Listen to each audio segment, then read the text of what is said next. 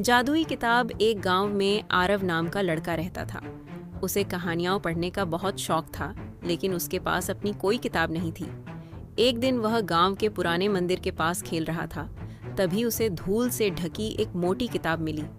जब उसने किताब खोली तो पहले ही पन्ने पर लिखा था, जो इस किताब को पढ़ेगा वही इस कहानी का हिस्सा बन जाएगा। आरव ने हंसते हुए कहा, यह भी कोई मजाक है? लेकिन जैसे ही उसने पहला वाक्य जोर से पढ़ा, अचानक सब बदलने लगा। मंदिर गायब हो गया, पेड़ चलने लगे और उसके सामने एक बोलता हुआ बंदर खड़ा हो गया। बंदर बोला, स्वागत है आरव, अब तुम इस कहानी के नायक हो। तुम्हें एक ऐसे राजा से राज्य को बचाना होगा जो लोगों के सपने चुरा लेता है।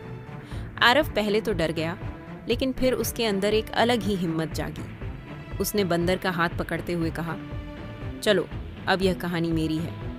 और इस तरह आरव की रोमांचक यात्रा शुरू हुई, जहां हर पन्ने के साथ उसे नए दोस्त, नई चुनौतियां और नए रहस्य मिलने वाले थे।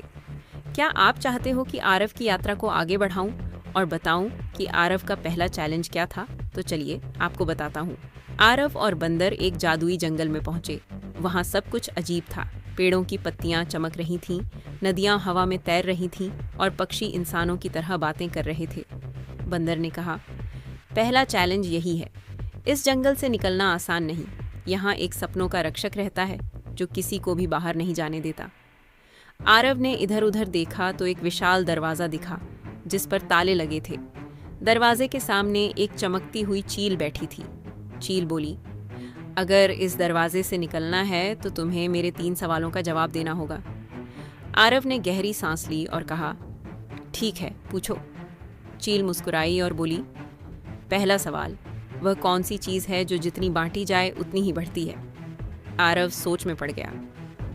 आरव का जवाब सुनने के लिए हमारे चैनल को सब्सक्राइब कर लें, क्योंकि अगले वीडियो में आपको आरव का जवाब मिलेगा और उसके साथ क्या क्या हुआ उसके बारे में बताया जाएगा। तब तक के लिए जय हिंद, जय भारत। सभी भाइयों और बहनों को जय शिया राम।